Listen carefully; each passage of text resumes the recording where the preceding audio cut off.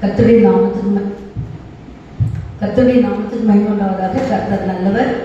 மீண்டுமாக ஆண்டவர் இந்த 6 மாதங்களை கடந்து இந்த மாதத்தை காண முடியாத செய்த தேவனுக்கு நன்றி செலுத்துவோமாக. நம்ம காலையில் எல்லாரும் வந்திருக்கிறோம். ஆண்டவர் ஒன்னே நமக்கு உணர்த்துகிறார். என்னன்னு சொன்னா, இந்த உலகம் நம்ம நிகழ்ச்சிகளெல்லாம் பார்க்கும்போது எதுவுமே நிலையானது இல்லை. நிலை இல்லாத ஒரு உலகு, நிலை இல்லாத ஒரு உறவு, நிலையானது ஒன்றுமே கிடையாது. ஆனால் இயேசு ஆண்டவர் நிலையானவர் என்பதான ஒரு பாடல். ஆகவே நம்முடைய வாழ்க்கையிலே எது இருந்தாலும் இல்லாவிட்டாலும் இயேசுப்பா நீங்க இருந்தா போதும் அப்படின்னு அந்த ஒரு நிறைவோடு வாழ நம்ம பழகி கொள்ள வேண்டும்.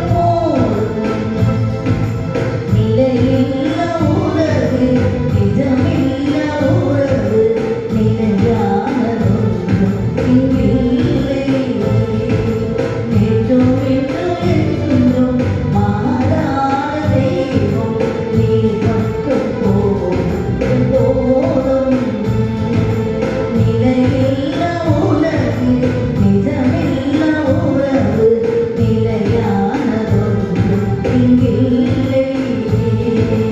நேற்றும் இன்றும் என்றும் மாறாத தெய்வம் நீர் மட்டும் போதும் போதும். நீர் மட்டும் போதும், நீர் மட்டும் போதும், நீர் மட்டும் போதும் போதும். நீர் மட்டும் போதும், நீர் மட்டும் போதும், நீர் மட்டும் போதும் போதும்.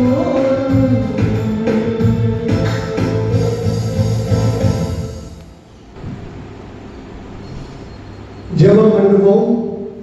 தேவ சமூகத்திலே நம்மை தாழ்த்தி ஜெபிப்போம். அன்பு நிறைந்த ஆண்டவரே, பரிசுத்த பிதாவே, ஸ்தோத்திரம். ஆண்டவரே ஸ்தோத்திரம். இதோ 2025 ஜூலை மாதம் 1ஆம் தேதி எங்களை உம்முடைய சமூகத்திலே, உம்முடைய ஆலயத்திலே அழைத்து வந்ததற்காக நன்றி செலுத்துகிறோம். ஆண்டவர், இப்பொழுதும் கூட நீர் பேசும் அப்பா, நாங்கள் கேட்கிறோம். இந்த நாளிலே எங்களுக்கு நீர் கொடுக்கும் ஆசீர்வாதமான வாக்கு தத்தத்தை நாங்கள் பெற்றுக்கொள்ள, அதை நாங்கள் சுதந்திரத்துக் கொள்ள, அதை எங்களுக்கு சொந்தமாக்கிக் கொள்ள எங்களுக்கு உதவி செய்யும். இந்த நேரத்தை எங்களை ஆசீர்வாதமாக மாற்றித்தாரும், மோட்சமாக்கித்தாரும். இயேசுவின் இனிய நாமத்திலே என்று கேட்டுகிறோம் அன்புள்ள பிதாவே, ஆமென். கர்த்தர் இன்றைக்கு நமக்கு கொடுக்கும் ஆசீர்வாதமான வாக்குத்தத்த வசனம் ஏசாயா 40வது அதிகாரம் 31ஆம் வசனம் ஆகும். ஏசாயா 40ஆம் அதிகாரம் 31ஆம் வசனத்தை நான் வாசிக்கிறேன். கர்த்தருக்கு காத்திருக்கிறவர்களோ புதுபலன் அடைந்து கழுகுகளைப் போல செட்டையை அடித்து எழுப்புவார்கள். அவர்கள் ஓடினாலும் இளைப்படையார்கள், நடந்தாலும் சோர்ந்து போகார்கள். மறுபடியும் வாசிக்கிறேன். கர்த்தருக்கு காத்திருக்கிறவர்களோ புதுபலன் அடைந்து கழுகுகளைப் போல செட்டையை அடித்து எழுப்புவார்கள்.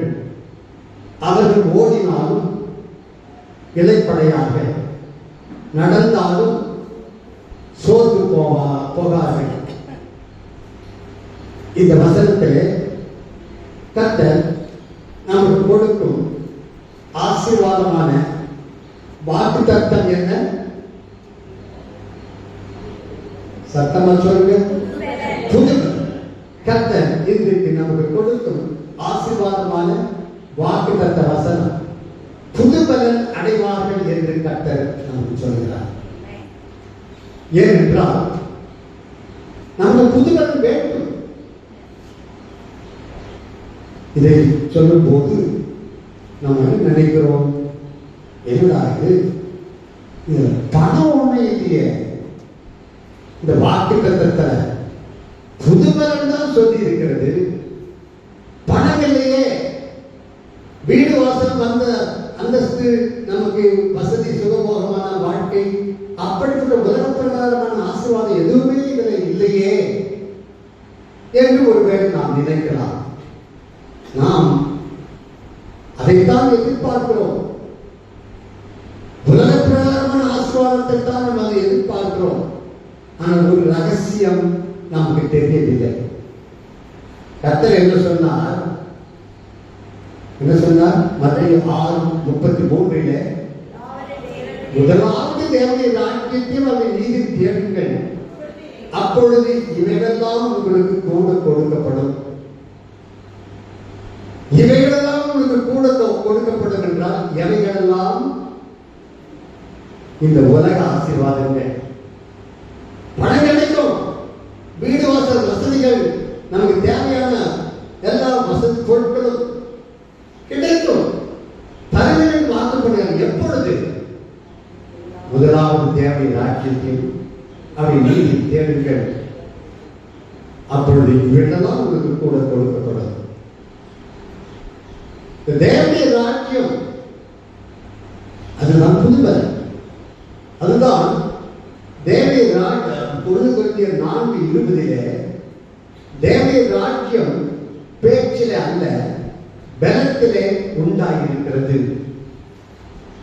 ஆகையால்தான் கர்த்தர் சொல்கிறார், கர்த்தருக்கு காத்திருக்கிறவர்களோ புதுபலன் அடைந்து கழுகுகளைப் போல செட்டைகளை அணிந்து எழுப்புவார்கள். அவர்கள் ஓடினாலும் இளைப்படையார்கள், நடந்தாலும் சோர்ந்து போவார்கள். நமக்கு பலன் இல்லை. என்ன பலன்? மற்றவர்களுக்கு சண்டை போடுறதுக்கு பலன் இருக்கிறது, அடிக்கிறதுக்கு பலன் இருக்கிறது, மற்ற காரியத்துக்கு தான் பலன் இருக்கிறது. எதற்கு பலன் இல்லை? பரிசுத்தமாய் வாழ்வதற்கு பலன் இல்லை. கர்த்தருக்கு பிரியமாக வாழ்வதற்கு பலன் இல்லை. பாவத்திலே விழுந்து விழுந்து எழுந்திருக்கிற ஒரு அனுபவம். காரணம் என்ன? பலன் இல்லை. அந்த பலனைத்தான் இன்றைக்கு தருகிறார். இதை பெற்றுக் கொண்டால் மற்றபடி வாழ்க்கையில் எல்லாம் தேவையான எல்லாத்தையும் வசதியும் கொடுப்பேன் என்று கர்த்தர் வாக்கு கொடுக்கிறார். இந்த வசனம் என்ன கூறுகிறது? கர்த்தருக்கு காத்திருக்கிறவர்களோ புதுபலன் அடைந்து கழுகுகளைப் போல செட்டைகளை அணிந்து எழுப்புவார்கள். அவர்கள் ஓடினாலும் இளைப்படையார்கள், நடந்தாலும் சோர்ந்து போவார்கள். இந்த வசனத்தில் கர்த்தருக்கு கொடுக்கிற வாக்குத்தத்தம் என்ன? புது பலன், புதிய பலனை நமக்கு தருகிறார். நான் அப்படித்தான் சோர்ந்து போயிருந்தேன். பல வியாதி, ஆக்சிடென்ட், ஆபரேஷன், பலவிதமான காரியங்களிலே ஆபத்துகளிலே கடந்து சென்றேன். நிறைய ரத்தம் போய்விட்டது, பலன் போய்விட்டது, சோர்ந்து போய்விட்டேன், பலவீனமாக ஆகிவிட்டேன். அப்பொழுது கர்த்தர் இந்த வசனத்தை, இந்த வாக்குத்தத்தத்தை கொடுத்தார். கர்த்தருக்கு காத்திருக்கிறவர்களோ புது பலன் அடைந்து கழுகுகளைப் போல செட்டைகளை அணிந்து எழுப்புவார்கள். அவர்கள் ஓடினாலும் இளைப்படையார்கள், நடந்தாலும் சோர்ந்து போவார்கள். இந்த வசனத்திலே ஒரு பறவை குறிக்கப்பட்டிருக்கிறது. என்ன பறவை? கழுகு. எத்தனையோ பறவைகள் இருக்கின்றன. கர்த்தரை கழுகை சொல்லி இருக்கிறார். அங்கே கழுகின் மூலமாக கர்த்தர் நமக்கு ஒரு மேலான சத்தியத்தை கற்றுக் கொடுக்கிறார். கழுகு என்ன செய்யுமா?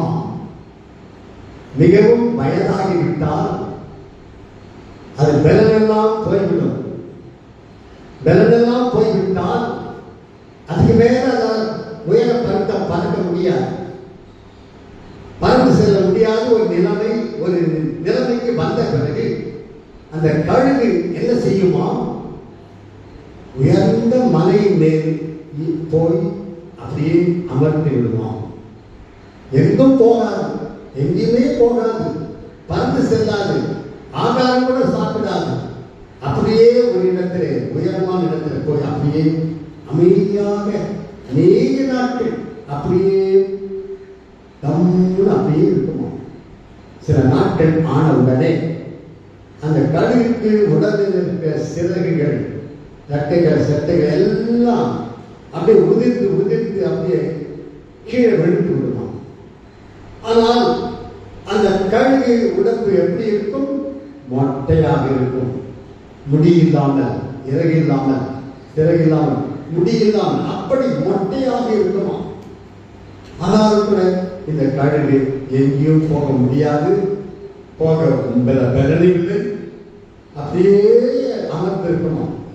பிறகு அநேக நாட்களுக்கு பிறகு இந்த கழுகுக்கு புதிய இறகுகள் முளைக்குமா, புதிய செட்டைகள் கிளம்புமா. கிளம்பி எல்லாம் வளர்ந்து ஒரு புது பலன். கழுகுக்கு அப்படிப்பட்ட ஒரு குணம், அப்படிப்பட்ட அனுபவம் இருக்கிறதா? அதைத்தான் ஆயிரத்தை இந்த இடத்துல கழுகை குறித்து ஆண்டவர் குறிப்பிட்டிருக்கிறார். பலவீனமாகிவிட்டோம், இனிமேல் எனக்கு பலன் இல்லை, சோர்ந்து போய்விட்டோம், இனிமேல் என்னால் ஒன்றும் செய்ய முடியாது. முடியாது என்ற ஒரு நிலைமைக்கு நாம் வந்த பிறகு நாம் கர்த்தர் பாதத்திலே நாம் அங்கே காத்திருக்கும் போது, கழுதை போல காத்திருக்கும் போது என்ன கிடைக்குமா? புது பலன். கழுதைக்கு எப்படி புது பலன் கிடைக்கிறதோ அதுபோல நமக்கும் புது பலன் கிடைக்குமா? இந்த புது பலன் நமக்கு வேண்டும். பரிசுத்தமாய் வாழ்வதற்கு பலன் வேண்டும். பாவத்தை ஜெயிப்பதற்கு பலன் வேண்டும். சோதனையை ஜெயிப்பதற்கு பலன் வேண்டும். இந்த உலகத்திலே கர்த்தருக்கு பிரியமாக வாழ்வதற்கு நமக்கு பலன் வேண்டும். நாம் ஏன் பாவத்தை மனுஷன் ஏன் விழுந்து எழுதுகிறான்? பலன் இல்லை. ரொம்ப வயசாயிட்டா விழுந்து எழுதுப்பான். பலன் இல்லை. அப்போ பலன் வேண்டும். அதுதான் கர்த்தர் இயேசு சொன்னார். அப்போஸ்தலர் 1:8 பரிசுத்த ஆவி உங்களிடத்தில் வரும்போது நீங்கள் பலன் அடைந்து எருசலேமிலும் யூதேயா முழுவதிலும் சமாரியாவிலும் பூமியின் கடைசி பரியந்தமும் எனக்கு சாட்சிகளாய் இருப்பீர்கள் என்றார். நமக்கு பலன் எப்பொழுது கிடைக்குமா? பரிசுத்த ஆவியிடத்தில் வரும்போது பலன் கிடைக்கும். இந்த உலகத்திலே பாவத்தை ஜெயிக்க வேண்டுமா? பரிசுத்தமாக வாழ வேண்டுமா? கர்த்தருக்கு பிரியமாக வாழ வேண்டுமா? சோதனையை ஜெயிக்க வேண்டுமா? ஒரே ஒரு தேவை, நமக்கு பலன் வேண்டும். பலன் வேண்டும் என்றால் என்ன நடக்க வேண்டும்? பரிசுத்த ஆவி நம்மிடத்தில் வர வேண்டும். பரிசுத்த ஆவி நம்மிடத்தில் வரும்போது நீங்கள் பலன் அடைவீர்கள் என்று இயேசு சொன்னார். அப்போ இந்த பலனை பெற்றுக்கொள்ளும் போது நமக்கு புது பலன், பாவத்தை ஜெயிக்கக்கூடிய ஒரு பலன், பரிசுத்தமாக வாழக்கூடிய ஒரு பலன், சோதனை ஜெயிக்கக்கூடிய ஒரு பலன் கர்த்தர் நமக்கு தருகிறார். இதுல இந்த அப்போஸ்தலர் 1:8 ஆண்டவர் என்ன சொன்னார்? பரிசுத்த ஆவி வரும்போது என்று சொன்னார். எதை குறிப்பிட்டு சொன்னார்? எதை குறித்து சொன்னார்? எந்த அனுபவத்தை குறித்து சொன்னார்? புரியலையா? நான் சொல்றது சொல்ல வேண்டிய விதமாக சரியா சொல்லலையா? நான் பரிசுத்த ஆவி வரும் என்று சொன்னாரே, எந்த அனுபவத்தை, எதை முன்னதாக சொல்லுகிறார்? எதை வைத்து சொல்லுகிறார்? பெந்தெக்கோஸ்தே நாளிலே சீஷர்கள் பரிசுத்த ஆவியினாலே நிரப்பப்பட்டார்கள் அல்லவா? அதைத்தான் இங்கே சொல்லுகிறார். பெந்தெக்கோஸ்தே நாளிலே சீஷர்கள் பரிசுத்த ஆவியினாலே நிரப்ப சொல்ல நமக்கு தயங்குகிறோம். நல்லா கவனிக்கணும். நன்றாக கவனித்தால் தான் விளங்கும். நன்றாக கவனித்தால் தான் நான் கேட்கும் கேள்விக்கு நீங்கள் சரியான பதிலை சொல்ல முடியும். நான் கேட்கும் கேள்விக்கு சரியான பதில் சொல்லவில்லை என்றால் நீங்கள் இன்னும் சரியாக கவனிக்கவில்லை என்பதுதான் அர்த்தம். பரிசுத்த ஆவி வரும்போது நீங்கள் பலன் அடைவீர்கள். பெந்தெக்கோஸ்தே நாளிலே சீஷர்கள் பரிசுத்த ஆவியினால் நிரப்பப்பட்டு பற்பல பாஷைகளை பேசினார்களே, அந்த அனுபவத்தை என்ன சொல்லுகிறார்கள்? அதுதான் அபிஷேகம் என்று சொல்லுகிறார்கள். அதுதான் பரிசுத்த ஆவியின் அபிஷேகம் என்று சொல்லுகிறார்கள். அது அபிஷேகம் என்று சொல்லி இருக்கிறதா? அது அபிஷேகம் என்று சொல்லி இருக்குது. பரிசுத்த ஆவியால் நிரப்பப்பட்டார்கள். ஏன் அபிஷேகம் என்று சொல்லவில்லை? அதை ஏன் அந்த நேரத்தில் பரிசுத்த ஆவியால் அபிஷேகம் பண்ணப்பட்டார்கள் என்று சொல்லி இருக்கலாமே. அங்கே அபிஷேகம் என்ற வார்த்தை ஏன் சொல்லவில்லை? ஏன் பரிசுத்த ஆவியால் நிரப்பப்பட்டார்கள் என்று ஏன் சொல்லி இருக்கிறது? பரிசுத்த ஆவி நிரப்பப்பட்டார்கள் என்று சொல்லாமல் அபிஷேகம் பெற்றார்கள் என்று சொல்லி இருக்கலாமே. ஏன் அபிஷேகம் என்று அதை சொல்லவில்லை? என்ன காரணம்? அது அபிஷேகம் அல்ல. அது அபிஷேகம் அல்ல. அது அபிஷேகமாக இருந்திருந்தால் அதுதான் அபிஷேகம் என்று சொல்லி இருக்கும். இதுதான் அநேகர் சொல்லுகிற தந்திரமான உபதேசம். வேதத்தில் இல்லாத ஒரு வார்த்தையை இடத்துல கொண்டு வந்து நுழைத்து விடுவார்கள். அப்போஸ்தலர் 1:8 அல்லது அப்போஸ்தலர் 2:4 சீஷர்கள் பரிசுத்த ஆவியினால் நிரப்பப்பட்டார்களே, அது நிரப்பப்பட்டார்கள் நிரம்புவது அதைத்தான் சொல்லியிருக்கிறது தவிர அபிஷேகம் என்ற வார்த்தை சொல்லப்படவே இல்லை. ஆனால் அவர்கள் என்ன சொல்வார்கள்? இதுதான் அபிஷேகம். அது அபிஷேகம் அல்ல, அது நிறைவு. பரிசுத்த ஆவியினால் வேதம் என்ன சொல்லுகிறதோ அதைத்தான் நாம் சொல்ல வேண்டும். வேதத்தில் இல்லாததை நாம் சொல்லக்கூடாது, வேதம் சொல்லாததை நாம் சொல்லக்கூடாது. எதையாவது கொண்டு வந்து அது இல்லாத இடத்துல நுழைக்கக்கூடாது. அதுதான் வேத புரட்டு, அதுதான் வேத புரட்டர்கள் செய்கிற வேலை, அதுதான் பிசாசின் தந்திரம். ஆகினால அது அப்படி என்றால் அது என்ன அனுபவம்? அது பரிசுத்த ஆவியின் நிறைவு. பரிசுத்த ஆவி வேத என்ன சொல்கிறது அதைத்தான் நாம் சொல்ல வேண்டும். அதை வேத என்ன சொல்கிறது? என்ன சொல்கிறது? இந்த அனுபவத்தில் வேத என்ன சொல்கிறது? அபிஷேகம் என்று சொல்லுகிறதா, நிறைவு என்று சொல்லுகிறதா? பரிசுத்த ஆவி நிறைவு, அது நிறைவு, அது அபிஷேகம் அல்ல. இதுல அபிஷேகம் என்பது ஒரே ஒரு முறை பெறும் அனுபவம். அபிஷேகம் என்பது அபிஷேகம் டெய்லி அபிஷேகம் கொடுத்து மாட்டாங்க. அந்த நாட்களிலே ராஜாக்கள், ஆசாரியர்கள், தீர்க்கதரிசிகள் இவர்களெல்லாம் அபிஷேகம் பண்ணப்பட்டார்கள். டெய்லி அபிஷேகம் பண்ணப்பட்டாங்க இல்லை, ஒரு முறை தான் அபிஷேகம் பண்ணப்பட்டாங்க. ஆனால் நிறைவு என்பது அனுதினம் பெறும் அனுபவம்.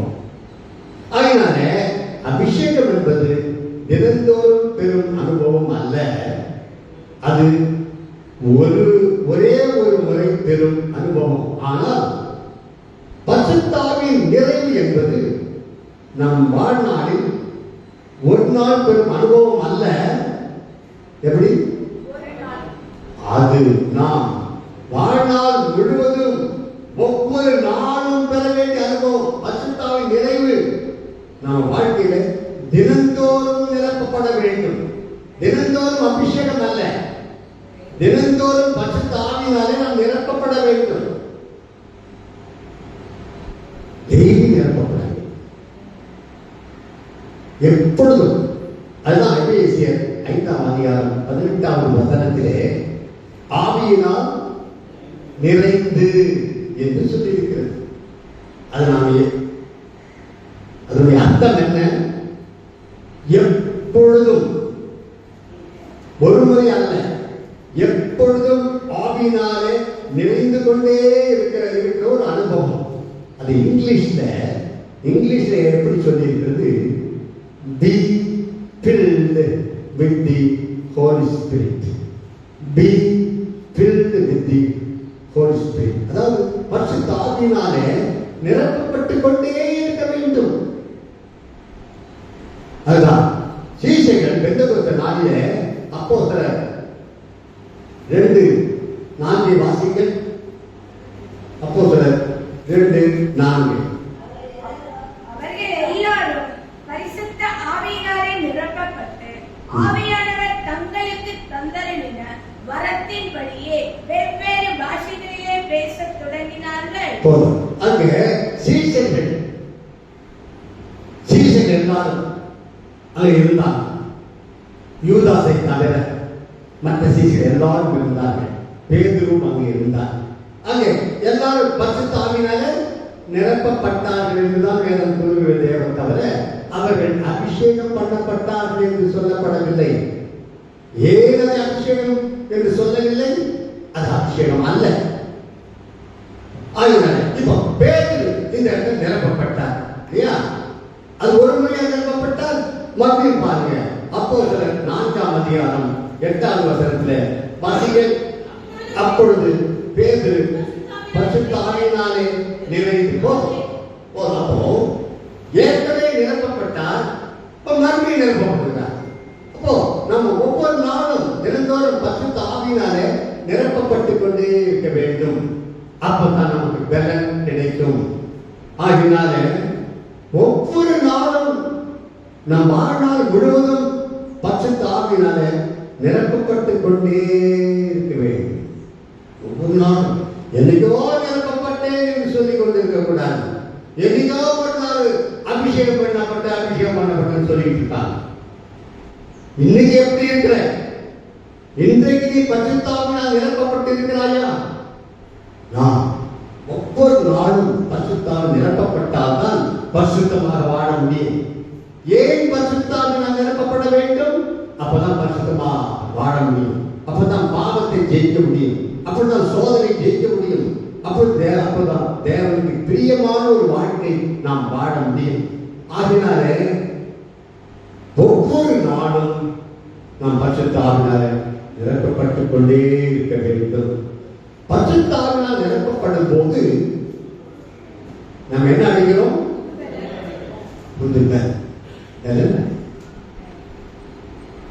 கர்த்தர் இந்த வாக்குத்தத்தத்தை நமக்கு தருகிறார். அப்போஸ்தலர் 1:8 மறுபடியும் வாசிக்கிறோம். பரிசுத்த ஆவியானவர் வரும்போது நீங்கள் பலன் அடைந்து எருசலேமிலும் யூதேயா முழுவதிலும் சமாரியாவிலும் பூமியின் கடைசி பரியந்தமும் எனக்கு சாட்சிகளாய் இருப்பீர்கள் என்றார். அப்போ நாம் எதுக்காக நிரப்பப்பட வேண்டும்? சாட்சியாய் இருப்பது. சாட்சியாய் இருக்க வேண்டும் என்றால் நமக்கு பலன் வேண்டும். பலன் வேண்டும் என்றால் நாம் பரிசுத்த ஆவியினாலே நிரப்பப்பட வேண்டும். சரி, இப்பொழுது என்ன பார்க்க போகிறோம்? யாருக்கெல்லாம் பரிசுத்த ஆவி கொடுக்கப்படுகிறது? யாருக்கெல்லாம் பரிசுத்த ஆவி கொடுக்கப்படும்? இங்கே நான் 5 காரியங்களை குறித்து வைத்திருக்கிறேன். அதை நீங்களும் குறித்துக் கொள்ளுங்கள். வசனத்தெல்லாம் குறித்துக் கொள்ளுங்கள். குறித்துக் கொண்டு வீட்டுக்கு சென்று பொறுமையோடு நீங்கள் வாசிங்கள். நான் வேதம் சொல்லுகிறதை தான் நான் உங்களுக்கு சொல்லுகிறேன். வேதத்தில் இருப்பதைத்தான் நான் உங்களுக்கு சொல்லுகிறேன்.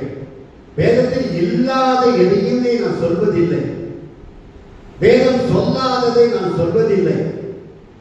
ஒருவேளை நான் சொல்லுவது வேதத்தில் இல்லை என்றால் நீங்க என்ன செய்வது தெரியுமா? இப்போ அங்கிருந்து எழுந்து வரணும். எழுந்து வந்து என்ன பண்ணணும்? என் சட்டையை பிடிச்சி என்ன பண்ணணும்? பாஸ்டர், நீங்க சொல்றது பைபிள் இல்லையே கேட்கலாம். நீங்க அப்படி செய்ய மாட்டீங்க, எனக்கு நல்லா தெரியும். அப்படி கேட்க மாட்டீங்க, சட்டையை பிடிக்க மாட்டீங்க, ஆனா கேட்கலாம். கேட்கலாம். பாஸ்டர், நீங்க சொல்றது பைபிள் இல்லையே, அப்படி கேட்க தெரியும். அப்படி கேட்க தெரியணும். இன்னைக்கு அநேகர் அதை கேட்பதில்லை. யார் என்ன சொன்னாலும் குப்பை தொட்டியில போடுற மாதிரி, யார் எண்ணத்தை சொன்னாலும் வாங்கி போட்டுக்கிறது, ஏற்றுக்கொள்வது. அது எதிர்க்க கூடாது, எதிர்த்து பேசக்கூடாது, விரோதமாக பேசக்கூடாது. கர்த்தரை எப்படி சொல்லுகிறது? எல்லாவற்றையும் எல்லாவற்றையும் சோதித்து பாருங்கள் என்றுதான் வேதம் சொல்கிறது. யார் என்ன சொன்னாலும் கண்ணை மூடிட்டு எல்லாத்தையும் வாங்கி அங்கே நம்பிடுங்க என்று வேதம் சொல்லவே இல்லை. யார் என்ன சொன்னாலும் அப்படியே ஏற்றுக்கொள்ளக் கூடாது. யார் என்ன சொன்னாலும் அவர்கள் சொல்வது இந்த பைபிள் இருக்கிறதா அதை கவனிக்கணும். இல்லையா அதை ஏற்றுக்கொள்ளாதே. பைபிள் இல்லாததை சொல்வது யார்? பைபிள் இல்லாததை சொல்வது யார் வேலை? பிசாசின் வேலை. பைபிள் இல்லாததை யாராவது சொல்வார்கள் என்று சொன்னால் அது பிசாசின் உபதேசம். அது பிசாசின், அதை நாம் ஏற்றுக்கொள்ளவே கூடாது. இங்கே ஒரு 5 காரியங்கள் குறிப்பிட்டிருக்கிறேன். யார் யாருக்கெல்லாம் பரிசுத்த ஆவி கொடுக்கப்படுகிறதாம்? தாகமுள்ளவர்களுக்கு பரிசுத்த ஆவி கொடுக்கப்படுகிறது. குறிச்சுங்க. யோவான் 7:37 அதுல சொல்ல வாசிங்க. பண்டிகையின் கடைசி நாளாகிய பிரதான நாளிலே இயேசு நின்று சத்தமிட்டு, ஒருவன் தாகமாய் இருந்தால் என்னிடத்தில் இதை எதை பற்றி சொல்லுகிறார்? இயேசு சொல்ற தாகம், பரிசுத்த ஆவியால் நிரப்பப்படும் தாகம். தாகமாய் இருக்கிறவர்கள் பரிசுத்த ஆவியினாலே அங்கே நிரப்பப்படுவான். இரண்டாவது நான் சொல்லுகிறது, விசுவாசிக்கிறவர்களுக்கு பரிசுத்த ஆவி கொடுக்கப்படுகிறது. அது எதற்கு சொல்லப்பட்டிருக்கிறது? யோவான் 7:39.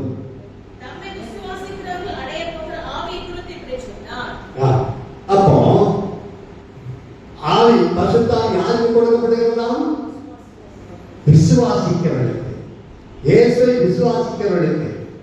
பரிசுத்த ஆவி என்று ஒரு உண்டு என்று விசுவாசிக்கிறவர்களுக்கு, அப்படி ஒரு அனுபவம் இருக்கிறது என்று விசுவாசிக்கிறவர்களுக்கு அது கொடுக்கப்படுகிறார். அடுத்தது மூணாவது யாருக்கு? காத்திருக்கிறவர்களுக்கு பரிசுத்த ஆவி கொடுக்கப்படுகிறார். அது அப்போஸ்தலர் 1:5 வாசிங்க.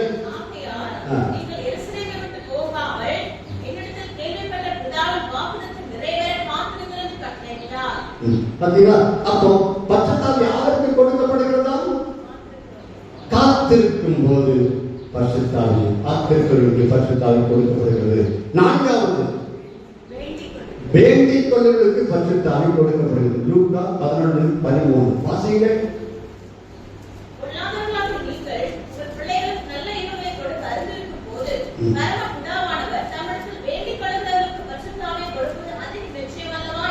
யாருக்கு பரிசுத்த ஆவி கொடுக்கப்படுகிறதா?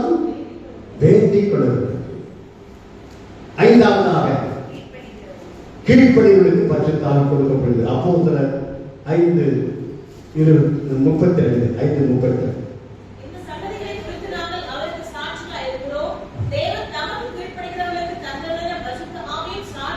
கீழ்ப்படிகளுக்கு கொடுக்கப்படுகிற பரிசுத்த ஆவி.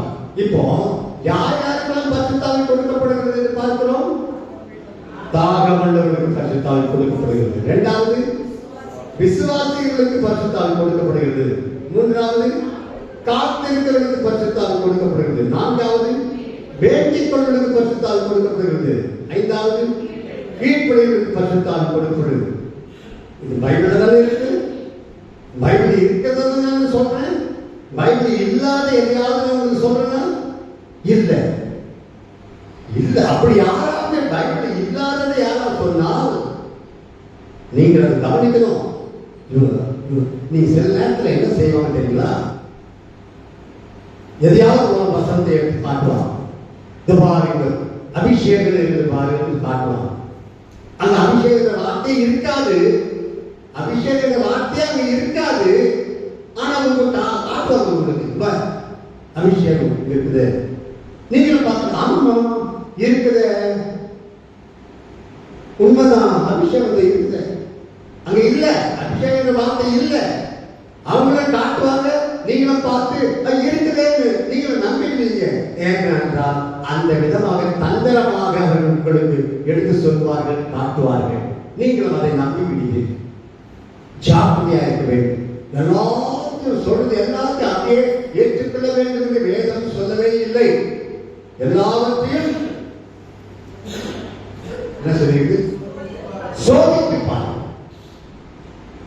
என்ன சொல்றாரு? எல்லாவற்றையும் சோதித்து பாருங்க. அது எங்க இருக்கு? 1 தெசலோனிக்கர் 5ஆம் அதிகாரம். 1 தெசலோனிக்கர் 5ஆம் அதிகாரம் 21ஆவது வசனம்.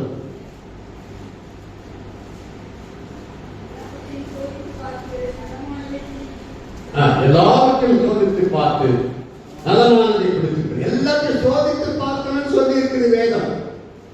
ஆகினால அங்கே இப்படி தாகமாய் இருக்கிறவர்களுக்கு பரிசுத்த ஆவி கொடுக்கப்படுகிறது. ஆகினால நமக்கு தாகம் தான் தண்ணி குடிப்போம். தண்ணி எப்ப குடிச்சுட்டே இருக்க மாட்டோம். தாகம் தண்ணி குடிச்சுக்கலாம். தாகம் பரிசுத்த ஆவியால் நிரப்பப்பட வேண்டும். இது வேண்டும், நிரப்பப்பட வேண்டும். இந்த வாஞ்சை, அந்த விருப்பம், தாகம் நமக்கு இருக்க வேண்டும். இரண்டாவது விசுவாசிக்கிறவர்களுக்கு பரிசுத்த ஆவி கொடுக்கப்படுகிறது. இயேசுவை விசுவாசிக்கிறவர்களுக்கு, யார் யாரெல்லாம் இயேசுவை விசுவாசிக்கிறார்களோ அவளுக்கெல்லாம் பரிசுத்த ஆவி. இந்த வசனத்தை நீங்க ஏற்றுக்கொள்ளுங்க. வீட்டில் போயிட்டு பொறுமையாக அதை தியானம் பண்ணுங்க. விசுவாசிகளுக்கு பரிசுத்த ஆவி கொடுக்கப்படுகிறது. மூன்றாவது, காத்திருக்கிறவர்களுக்கு பரிசுத்த ஆவி கொடுக்கப்படுகிறது. இயேசு சொன்னபடியே அவர்கள் பெந்தெகோஸ்தே நாளிலே சீஷர்கள் காத்திருந்தார்கள், பரிசுத்த ஆவியினாலே நிரப்பப்பட்டார்கள். காத்திருந்தாங்க, சும்மா தூங்கி இருந்தாங்களா? இல்ல, என்ன பண்ணாங்க? நெருங்கிக் கொண்டார்கள், ஜெபம் பண்ணினார்கள். வேதத்தை வாசிப்பதிலும் தியானம் பண்ணுவதிலும் ஜெபம் பண்ணுவதிலும் கர்த்தரை தேடுவது, வேண்டிக்கொள்வதற்கு பரிசுத்த ஆவி கொடுக்கப்படுகிறது. அங்கே கடைசியாக கீழ்ப்படிகளுக்கு பரிசுத்த ஆவி கொடுக்கப்படுகிறது. கீழ்ப்படியே வேதத்தை நாம் வாசிக்கும் போது கர்த்தர் சில காரியங்களை குறித்து நமக்கு பேசுவார், சில வசனங்களை குறித்து நமக்கு உணர்த்தி காட்டுவார், சில வசனங்கள் மூலமாக நம்முடைய குறைகளை காட்டுவார். அப்ப என்ன செய்யணும்? என்ன செய்யணும்? என்ன செய்யணும்? கர்த்தர் பேசும்போது கீழ்ப்படி, கீழ்ப்படியும் போது இன்னும் பரிசுத்தாவின தேவன் நம்மை நிரப்புகிறார். கீழ்ப்படிய நேரவே கீழ்ப்படியில கால வச்சாதான் மேல போகும். கீழ்ப்படிய மேல போய்கொண்டே இருக்கும். நாம் ஆவியிலே பறந்து கொண்டே இருப்போம். ஆகினால இந்த வாக்கு தத்தத்தை நாம் ஏசாயா 40ஆம் அதிகாரம் 31ஆம் வசனத்தை கர்த்தர் நமக்கு வாக்கு தத்தமாக தருகிறார். நமக்கு பலன் வேண்டும், நமக்கு பலன் இல்லை. ஆயிரம் பலன் தருவதாக கர்த்தர் வாக்கு கொடுக்கிறார், புது பலன் கொடுப்பதாக வாக்கு கொடுக்கிறார். சோர்ந்து போனாயா, வயதாகி விட்டதா, இதுவே ஒன்றும் செய்ய முடியாத ஒரு நிலைமை வந்து விட்டதா, கர்த்தரத்தை வேண்டிக் கொள்ளுங்கள். கர்த்தர் நோக்கி 10 சமயத்தில் காத்திருங்கள். அப்பொழுது என்னுடைய அனுபவத்தை நான் சொல்லுகிறேன். நான் பெற்று அனுபவித்துக் கொண்டிருக்கிற காரியத்தை உங்களுக்கு நான் பகிர்ந்து கொள்ளுகிறேன். அதனால இந்த புது பலனை பெற்றுக் கொள்ளுங்கள். கர்த்தருடைய ஆசீர்வாதம். ஜெபம்